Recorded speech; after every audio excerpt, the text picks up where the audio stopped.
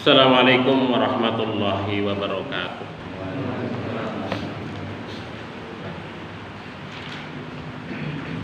Alhamdulillah.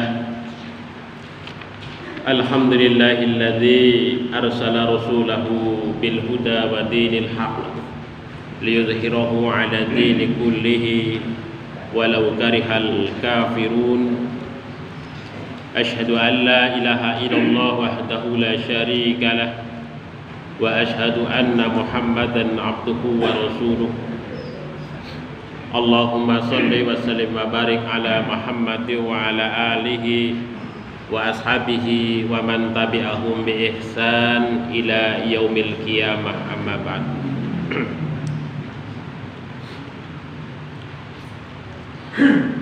Bapak-bapak, ibu-ibu, para pinesepuh, hadirin wal hadirat yang insyaallah semuanya dimuliakan, diberkahi oleh Allah Subhanahu wa taala.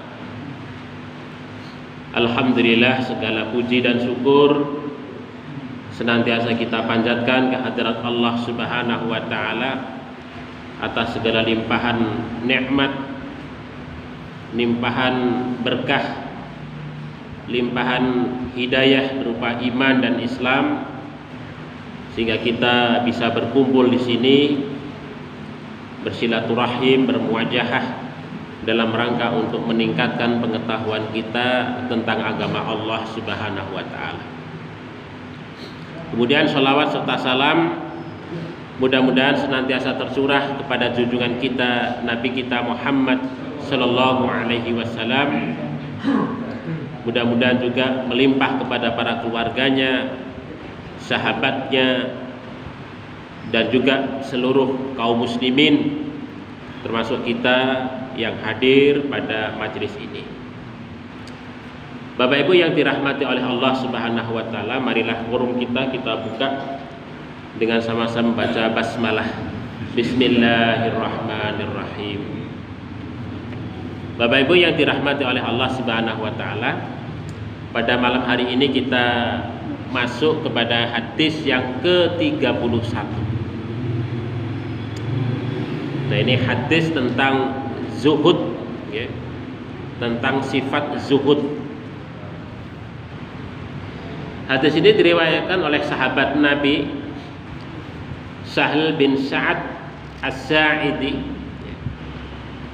an Sahli bin Sa'din Sa'idi radhiyallahu anhu, dari Sahl bin Sa'ad As-Sa'idi, mudah-mudahan Allah Subhanahu wa taala meridhoinya. Qala, dia berkata, Ja'a, telah datang rajulun, seorang laki-laki, ilan nabiyyi, kepada Kanjeng Nabi Muhammad sallallahu alaihi wasallam. Faqala, kemudian seorang laki-laki ini bertanya ataupun berkata kepada Nabi, Ya Rasulullah, wahai Rasulullah, wahai utusan Allah, dullani, tunjukkanlah kepadaku. Ini fiilnya fiil amr dari kata dalla yadullu. Kemudian amarnya menjadi dulla. Dullani, tunjukkanlah ni kepadaku, ala, terhadap amalin, suatu amal, suatu perbuatan, idza, apabila amil tu, aku mengamalkan hunya, maksudnya hunya itu kepada amal, ahabba, mencintai ni kepadaku, Allahu, yaitu Allah. Ahabbani Allahu, yang mana Allah Subhanahu wa taala mencintaiku. Wa ahabban niyan nasu, dan manusia juga mencintaiku, menyenangiku.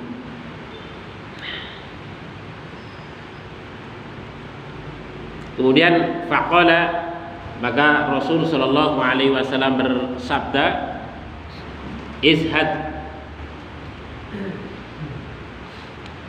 Berlaku zuhudlah fid dunya dalam kaitannya dengan persoalan dunia, yuhibbaka, maka Allah akan, maka yuhibbaka, mencintaimu Allahu, yaitu Allah. Yuhibbakallahu, maka Allah Subhanahu wa taala akan mencintaimu. Washhad, dan berperilakulah zuhud fima, terhadap apa-apa indan nasi, apa yang dimiliki oleh manusia itu, yuhibbakan nasu, maka manusia itu akan juga mencintai. Hadisun hasanun, hadis ini hadis hasan, rawahu, yang diriwayatkan Ibnu Majah, Imam Ibnu Majah dalam sunannya, wa ghairuhu, dan yang lainnya, bi asanida hasanatin, dengan sanad yang hasan, sanad yang baik. Bapak Ibu yang dirahmati oleh Allah Subhanahu wa taala, ini hadis ini diriwayatkan oleh sahabat Nabi dari Sahl bin Sa'ad As-Sa'idi. Mudah-mudahan Allah Subhanahu wa taala meridhoinya. Jadi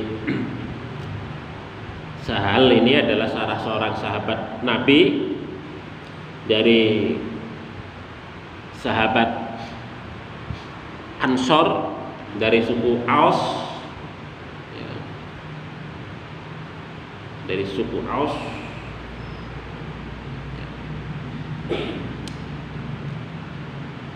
atau tepatnya dari Bani Sa'idah, ya, dari Bani Sa'idah.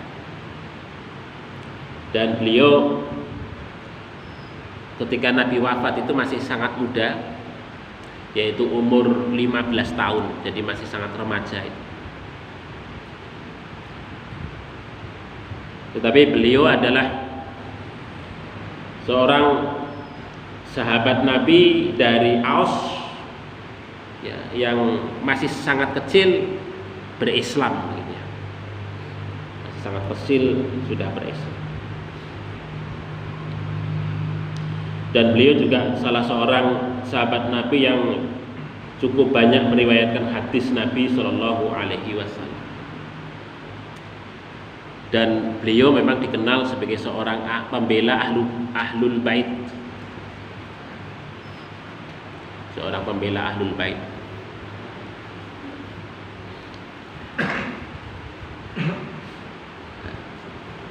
Dan ini Bapak Ibu sekalian, kalau kita melihat hadis kemarin juga itu kan, kalau kemarin itu, ya Rasulullah akhbirni bi amalin yudkhilunil jannah,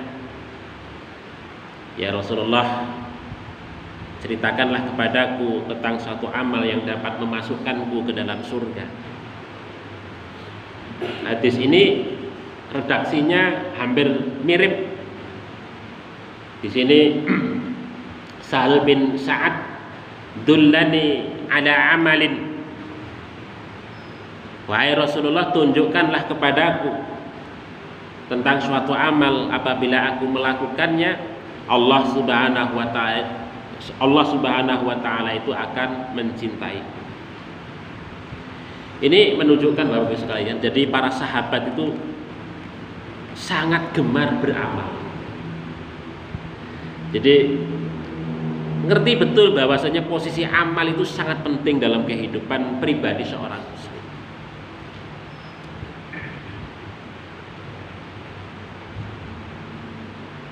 Jadi yang dicari dari para sahabat itu amal apa yang bisa dilakukan, amal apa yang bisa dilakukan untuk bisa memasukkannya ke dalam surga, untuk mendatangkan cintanya kepada cinta Allah Subhanahu wa taala kepadanya, ataupun yang lain-lain. Jadi para sahabat itu tanya kalau dengan Rasulullah, karena memang amal itu kan ya menjadi kunci keselamatan bagi setiap individu. Menjadi kunci keselamatan bagi setiap individu. Jadi para sahabat itu datang kepada Rasulullah bukan ya Rasulullah, tolonglah saya, lindungilah saya dari siksa api neraka, mboten ngoten. Nggih. Enggak ada ya wahai Rasulullah, mbok lindungi saya. Doakanlah saya supaya saya ini dijauhkan dari neraka, mboten. Tetapi ya Rasulullah, tunjukkanlah kepadaku terhadap suatu amal yang Allah itu mencintaiku, yang mana amal itu dapat memasukkan ke dalam surga. Nah, kenapa Bapak Ibu sekalian? Karena para sahabat itu ngerti betul bahwa kunci keselamatan itu ya amal pribadi. Bukan karena kedekatan dia dengan Rasulullah itu sahabat loh Bapak Ibu sekalian. Bukan. Mereka hidup dekat dengan Rasulullah, kalau tidak beramal baik ya tidak akan mendapatkan keselamatan. Sama saja. Oleh sebab itu maka yang dicari oleh para sahabat itu adalah suatu amal. Amal yang bisa menyelamatkan dia. Begitu. Karena buktinya Bapak Ibu sekalian, banyak orang yang dekat dengan Rasulullah yang tidak selamat juga banyak. Abu Jahal, Abu Lahab itu kan sebagai mal'un, malah para orang yang dekat, bahkan kerabatnya itu kan. Abu Jahal, Abu Lahab itu kan pamannya. Tapi apa? Tapi mal'un, terlaknat. Begitu. Bahkan Alqamah itu putranya Abu Jahal ini pernah nangis kepada Rasul Shallallahu Alaihi Wasallam karena bapaknya begitu rupa, begitu. Tapi anaknya menjadi orang yang sangat alim, muslim, namanya Alqamah. Ya. Begitu. Nah, oleh sebab itulah maka ketika para sahabat ini ketika dekat Rasulullah berkesempatan berdialog dengan Rasul Shallallahu Alaihi Wasallam, itu minta jalan amal. Kira-kira amal apa wahai Rasulullah yang bisa menyelamatkanku dari api neraka, yang bisa mendatangkan cintanya Allah kepadaku? Ini luar biasa Pak. Jadi sungguh para sahabat itu adalah orang-orang ya teladan lah. Makanya nggak salah kalau kemudian Rasul Shallallahu Alaihi Wasallam itu kemudian ya generasi yang terbaik itu adalah generasi pada masaku, setelahku, dan berikutnya begitu. Karena mereka itu adalah orang-orang yang berinteraksi secara langsung dengan Rasulullah, memahami betul hakikat agama ini, begitu. Memahami betul hakikat agama Islam itu, dan mengamalkan syariat ini dengan sungguh-sungguh. Nah, ini yang ditunjukkan oleh sahabat Sahal bin Sa'ad As-Sa'idi radhiyallahu anhu.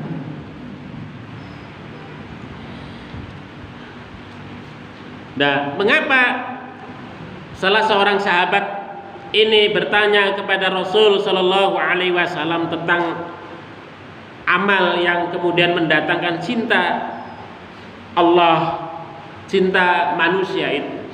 Ya karena ketika Allah itu mencintainya, kalau kuncinya kan Allah menika sampun cinta terhadap kita menika Bapak Ibu sekalian.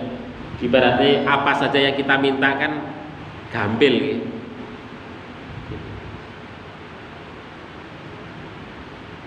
Gampil. Ibaratnya proposal apa saja yang kita ajukan ya diiyani gitu kira-kira begitu. Jadi ini kunci bagi kita ya. Jadi cinta itu sangat penting sekali. Jadi ada ta'alluf ya, kecenderungan, kesenangan ya. Ada keterhubungan rasa ya. Dan seterusnya itu yang kemudian memberikan apa saja yang kita ingini, yang kita maui. Wa ahabbaniyan nasu, dan manusia juga mencintaiku, menyenangiku. Wah, ini buatan gampang Bapak Ibu sekalian. Jadi untuk ya angel gini ya, angel. Ya. Tapi kata Rasulullah Shallallahu Alaihi Wasallam, kuncinya cuma satu, kata Rasulullah. Faqala, ya, faqala Rasulullah Shallallahu Alaihi Wasallam bersabda, izhad fi'il amr, dari kata zahida yazhadu, izhad, berzuhudlah fid dunya, dalam urusan dunia. Zuhud, Bapak Ibu yang dirahmati oleh Allah Subhanahu wa taala. Terus zuhud menika adalah apa? Adalah mengambil sesuatu sesuai hanya dalam konteks kebutuhan saja. Kalau secara bahasa menika adalah al-i'radu 'ani syai'in ihtiqaran lahu. Ini menurut apa Mustafa Al-Bigha di dalam kitabnya Al-Wafi menika yang saya bawa ini. Al-Wafi fi Syarhil Arba'in An-Nawawiyah. Al-i'radu 'ani syai'i ihtiqaran lahu, yaitu berpaling dari sesuatu. Al-i'radu 'ani syai' ihtiqaran lahu, karena menganggap kecil itu, menganggap kecil itu. Tetapi itu makna bahasa. Dalam konteks makna yang lain memang para ulama berbeda pendapat terkait dengan masalah zuhud ini. Tetapi secara syar'i, secara syariat itu yang dimaksudkan zuhud meniku adalah ahdu qadrir darurati minal halali mutayakkonil halli, ya, mutayakkonil hilli. Jadi mengambil qadri darurati, sekedar karena kebutuhan, ya, minal halali, dari sesuatu yang halal, al mutayakkon, yang diyakini bahwasanya itu halal. Mengambil sekedarnya dari sesuatu yang halal dan itu diyakini halal. Ini zuhud, Bapak Ibu sekalian.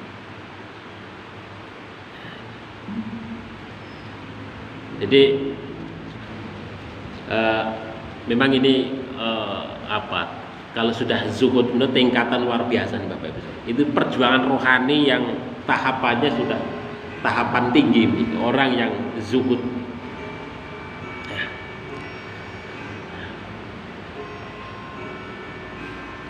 Jadi dalam kaitannya dengan dunia itu, orang memandang dunia itu ya kecil itu loh. Wong zuhud menika ibaratnya dunia nika remeh.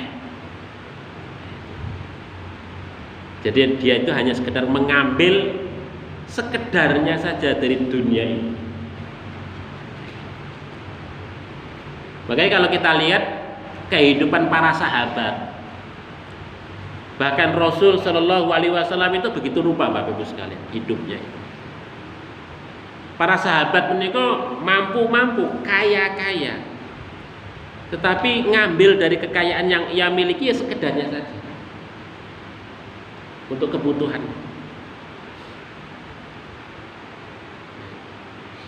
Yang sisanya adalah ya dia dapat keuntungan dunia, tapi digunakan dalam rangka untuk jihad di jalan Allah, untuk agama Allah.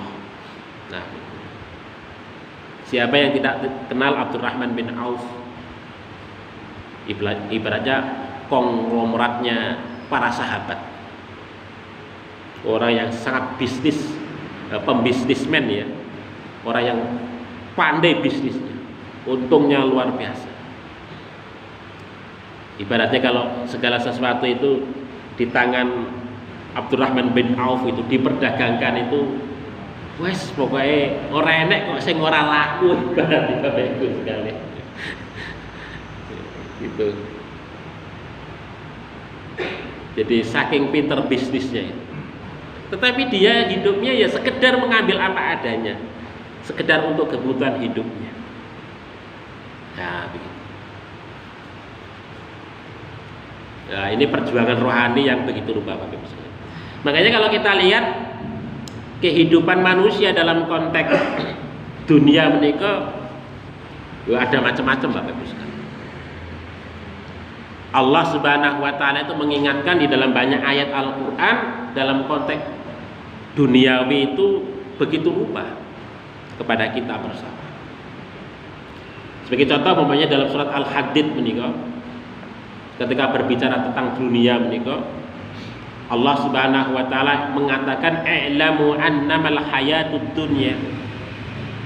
I'lamu, ketahuilah oleh kalian, annamal hayatud dunya, sesungguhnya kehidupan dunia itu la'ibun, permainan, walahun, sendau gurau, wazinatun, ya, perhiasan, watafakhurun, saling berbangga-bangga, bainakum, di antara kalian, watakasurun, dan berbanyak-banyak.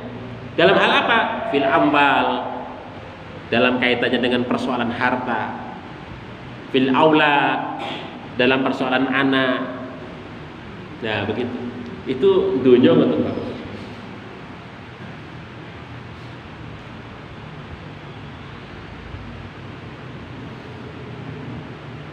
Terus perhiasan dunia, ya, permainan, sendau gurau. Ya, orang sahabat kita ketemu lama begitu ya, ditanyakan, anaknya piro? Sekarang di mana? Ya, maksudnya di mana itu kerjanya wonten pundi? Jabatannya opo? Dunya. Jadi yang ditanyakan orang itu ketika ketemu itu dunya kabeh.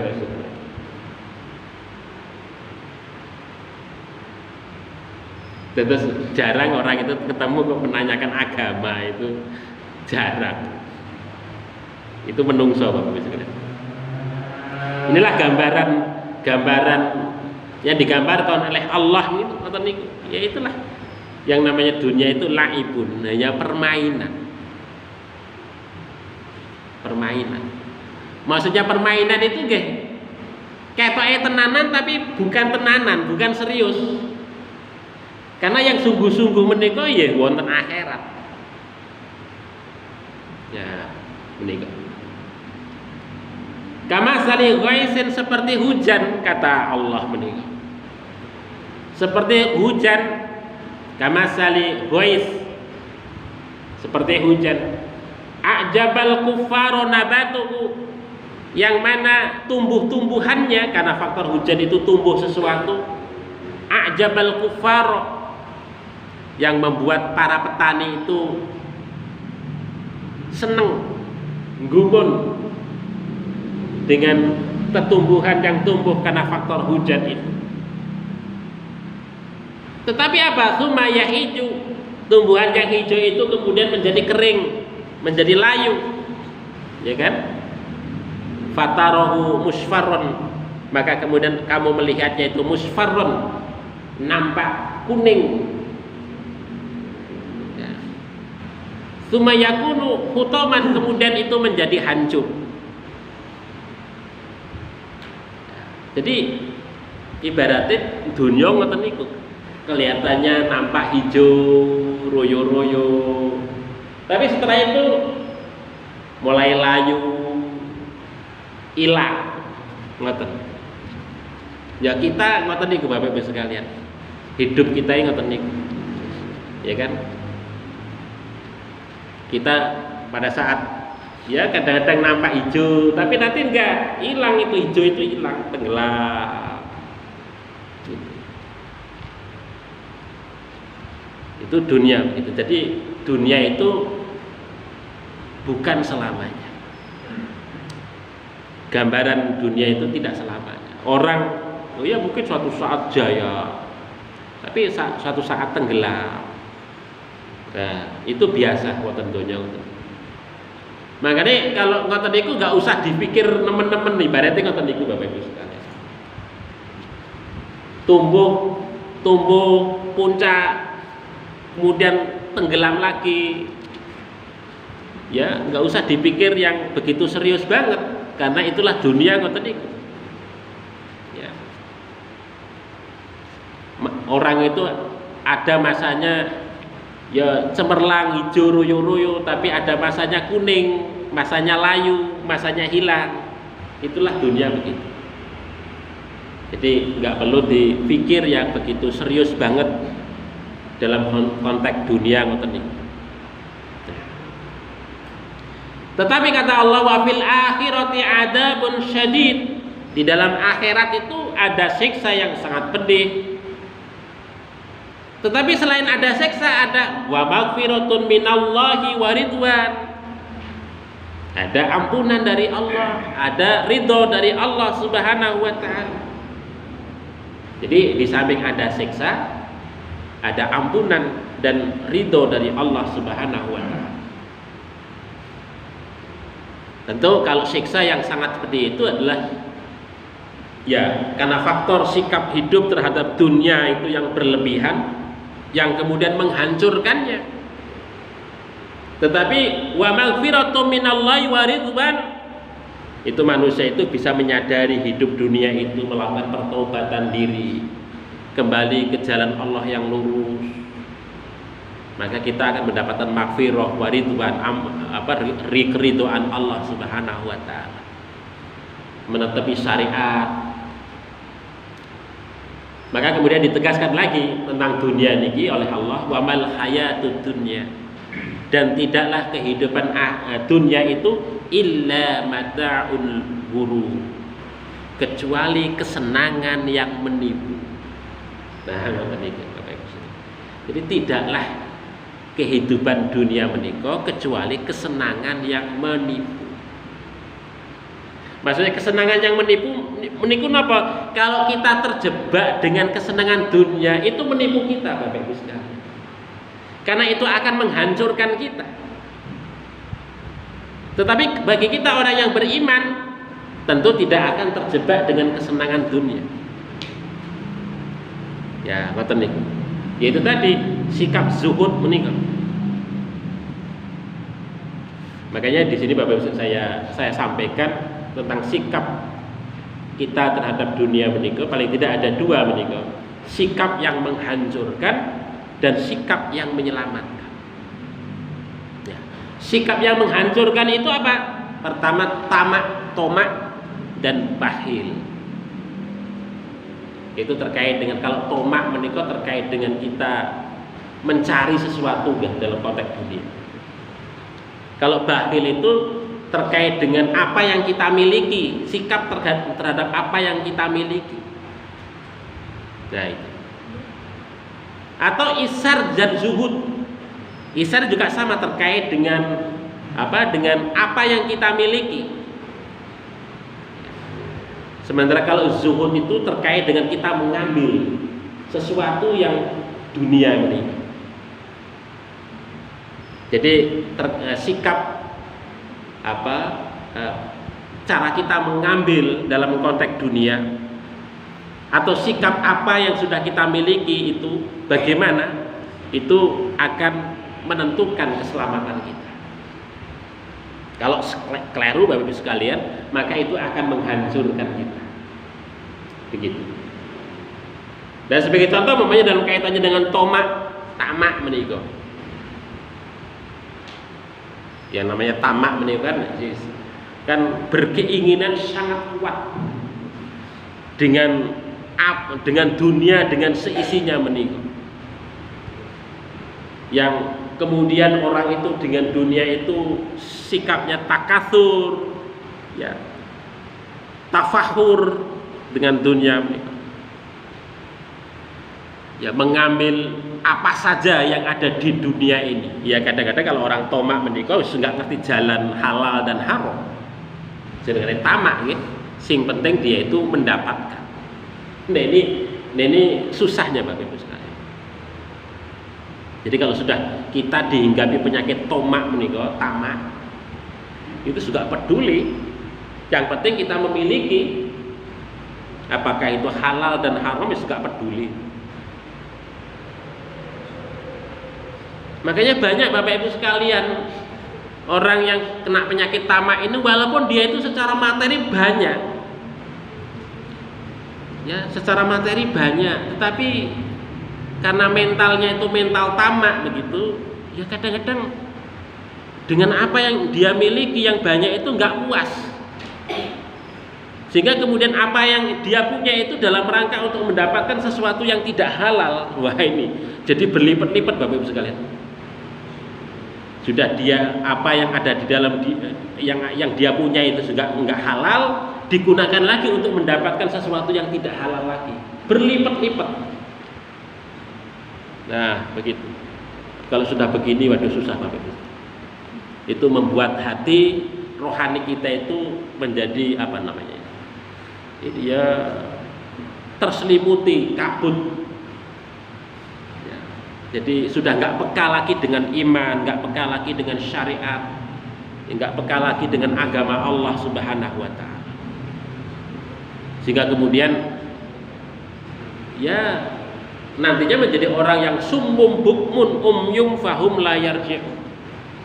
Terhadap kemaksiatan, mengambil sesuatu yang haram itu sudah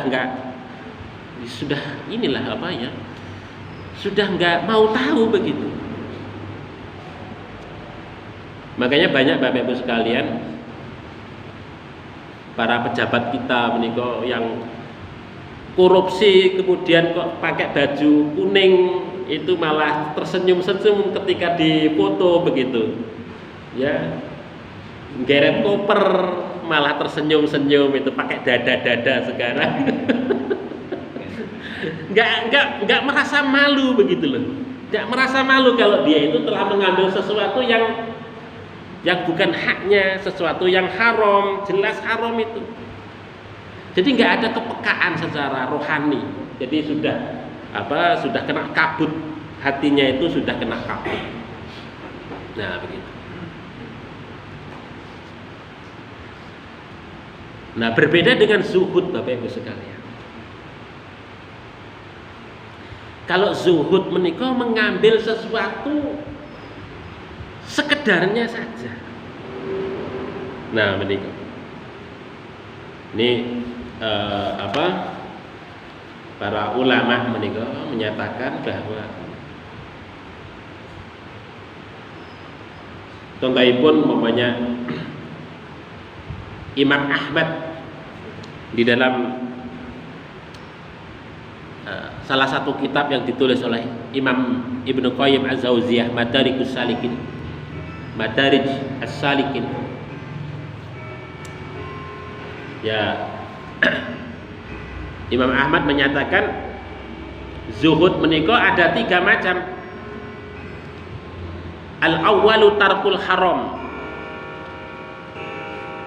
Yang pertama adalah meninggalkan haram, sesuatu yang haram. Ini jelas. Jadi kalau orang dinyatakan haram, wah peka, orang muslim itu sangat peka. Haram kalau sudah dinyatakan haram sudah nggak berani dia, sudah nggak berani, sangat peka. Jadi rohaninya sangat.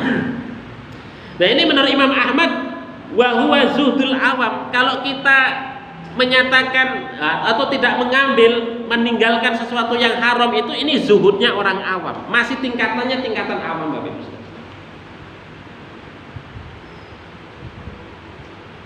Tingkatannya tingkat awam. Kemudian yang kedua, ya, wasani tarkul fuduli minal halal. Meninggalkan sesuatu yang kelebihan dari sesuatu yang halal. Halal tapi kok berlebih. Ngoten lho Bapak Ibu sekalian. Sesuatu yang halal nggih, tapi berlebih. Ngoten. Ketoke ke ya ora pantes. Itu walaupun itu halal, dia itu meninggalkan. Jadi meninggalkan sesuatu yang berlebih dari sesuatu yang halal, walaupun meskipun itu halal tapi kok berlebihan nggih mboten pantes. Ya contohipun nggih nyandang nek berlebihan niku nggih mboten pantes. Kendaraan pun lek berlebihan itu nggih mboten pantes. Itu meninggalkan itu. Jadi ya mengambil ya kebutuhan ya ala kadarnya biasa saja lah begitu ya. Begitu. Nah ini menurut Imam Ahmad menyatakan huwa zuhdul khawas. Wah ini tingkatan khawas. Jadi secara rohani ini sudah tingkatan lebih dari sekedar awam, tapi khawas. Jadi tingkatan khusus. Kemudian yang ketiga adalah tarku ma yashghulu anillah, meninggalkan sesuatu yang menyibukkan dia untuk ingat dengan Allah Subhanahu wa taala. Terus yang muslim niku Bapak Ibu sekalian, kita itu bekerja niku kan dalam rangka untuk taat kali Gusti Allah dan Rasulipun gitu. Kita dari bangun pagi sampai malam, ibaratnya dari bangun pagi sampai tidur kembali itu kan kita dalam rangka untuk taat kepada Allah Subhanahu wa taala. Nah, kira-kira kalau ada sesuatu yang kemudian itu kok kemudian menyibukkan dia, yang kemudian dia itu lupa dengan Allah, dia akan meninggalkan. Maksudnya lupa dengan Allah bukan karena faktor pekerjaan itu, bukan. Mungkin pekerjaan itu nyerempet ke subhat atau segala sesuatu yang kemudian menyebabkan dia itu apa ya? Takut kemudian terjebak ke dalam dalam keharaman Allah Subhanahu wa taala. Dia akan meninggalkannya.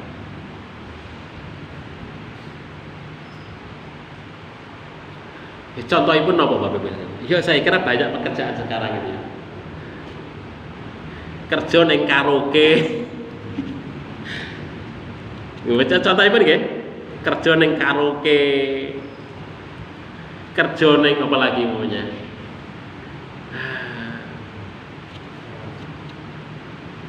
Ya kira-kira yang dia itu dengan pekerjaan itu nggak mendorong pekerjaan itu untuk taat kepada Allah. Maka malah justru pekerjaan itu malah kemudian mendorongnya untuk bermaksiat kepada Allah. Itu yang itulah yang dimaksudkan menyibukkan dia, yang menjauhkan diri untuk ingat kepada Allah. Nah, berbeda dengan pekerjaan-pekerjaan yang ya kita beramal, bertani atau apalah begitu. Itu kan semuanya dalam rangka untuk kita mencari nafkah, dekat dengan Allah. Itu contoh ibu Bapak Ibu sekalian. Dalam konteks mencari saja orang zuhud menika sudah ngati-ngati betul. Ngati-ngati betul di dalam dia mencari rezeki dari Allah Subhanahu wa taala. Perkara yang haram perkara yang haram, ya perkara yang halal saja dia berhati-hati. Apalagi dalam konteks perkara yang haram, justru dia lebih berhati-hati lagi. Nah, ini kok. Nah, saya kira peringatan-peringatan terkait dengan masalah ini sangat banyak sekali di dalam Al-Qur'an atau dalam hadis Nabi Sallallahu Alaihi Wasallam. Kemudian yang kedua adalah terkait dengan apa yang kita miliki, Bapak Ibu sekalian. Yaitu terkait dengan yang kita miliki. Kalau kita memiliki sesuatu itu kan itu ya, kalau sikap kita itu terlalu mengekang terhadap apa yang kita miliki, itu akan mencelakakan. Karena segala apa yang Allah berikan kepada kita itu kan prinsipnya titipan.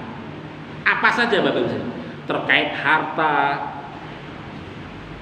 pokoknya terkait harta, jabatan, kedudukan, apa saja itu kan titipan dari Allah Subhanahu wa taala. Semuanya. Maka kalau sikap kita itu pelit, atau dalam bahasa agama disebut dan bakhil menikah, kita terlalu mengekang terhadap apa yang sudah kita miliki, itu eman-eman untuk kita infakkan di jalan Allah Subhanahu wa taala. Terlalu eman terhadap apa diinfakkan di jalan Allah Subhanahu wa taala.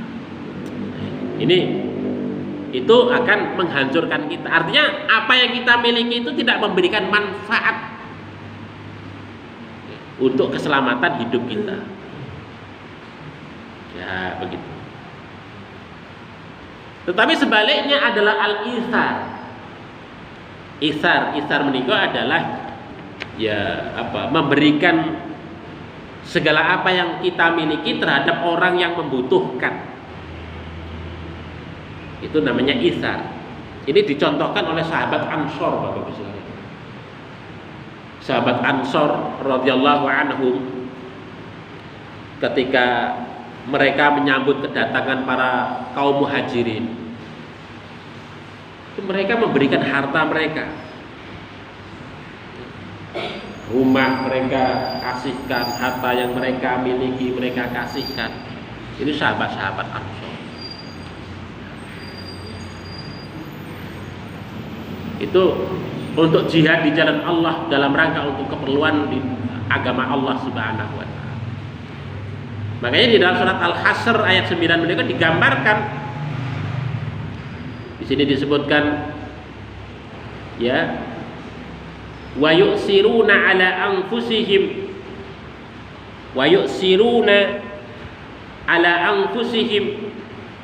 ya. Dan mereka itu mengutamakan orang-orang muhajirin atas diri mereka sendiri, walau kana bihim khasasah, walaupun mereka itu butuh juga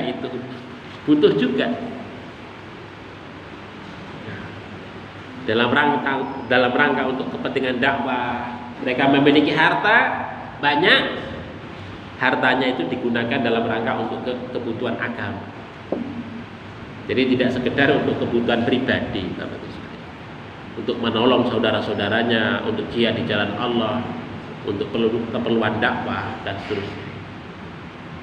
Jadi mereka punya hartanya itu dimanfaatkan dalam rangka untuk itu. Dan untuk kepentingan pribadi keluarganya, dia mengambil hanya sekedarnya saja. Nah, ini luar biasa, bagus. Ini yang disebut dengan sikap itsar.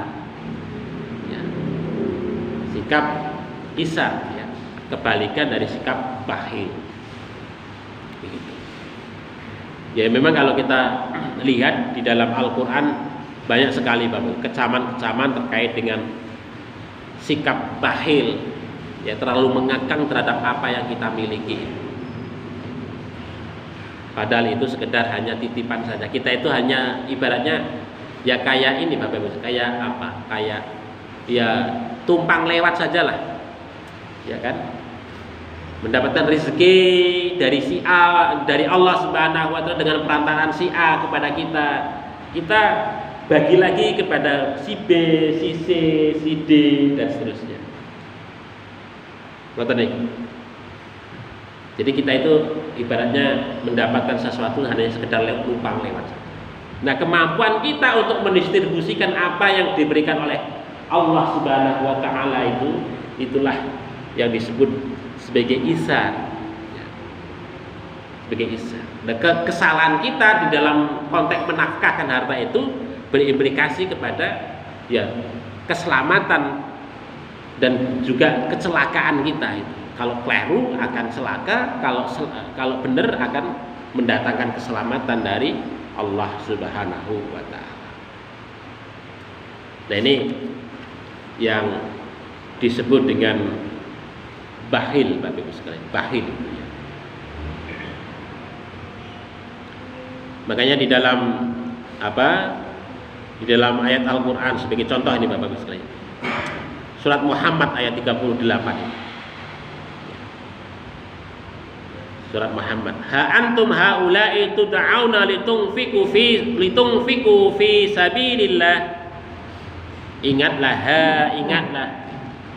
Antum kalian haula'i yaitu tud'auna, yang mana kalian itu diminta litunfiqu untuk menafkahkan sebagian harta kalian fi sabilillah di jalan Allah Subhanahu wa taala.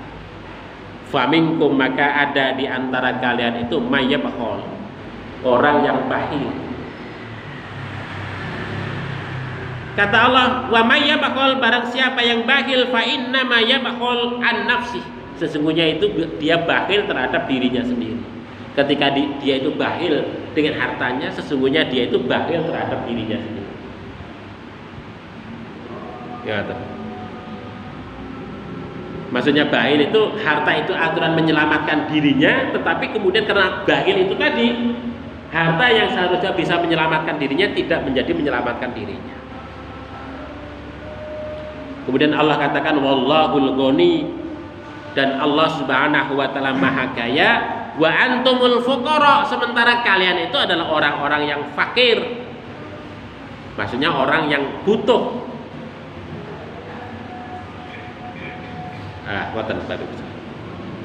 Ini yang digambarkan oleh Allah Subhanahu wa taala. Oleh sebab itu Bapak Ibu sekalian yang dirahmati oleh Allah Subhanahu wa taala, mudah-mudahan kita hidup di dunia menika dengan harta benda menika tidak silau Bapak Ibu sekalian. Tetapi harta benda yang kita miliki itu ya mudah-mudahan bisa menyelamatkan kita, malah kita bisa menafkahkan harta kita dalam rangka untuk dakwah, dalam rangka untuk agama ini, untuk jihad di jalan Allah, untuk pembangunan masjid, pembangunan madrasah, dan lain-lain. Itu salah satu jalan yang kemudian itu bisa menjadi penyelamat. Harta yang kita miliki itu menjadi penyelamat bagi kita bersama. Bapak Ibu yang dirahmati oleh Allah Subhanahu wa taala, mungkin begitu yang saya sampaikan. Ada kekhilafan, mohon maaf. Marilah kita akhiri majelis kita ini dengan sama-sama membaca doa kifaratul majlis. Subhanakallahumma rabbana wa bihamdika asyhadu an la ilaha illa anta astaghfiruka wa atubu ilaik. Billahi taufiq wal hidayah. Assalamualaikum warahmatullahi wabarakatuh.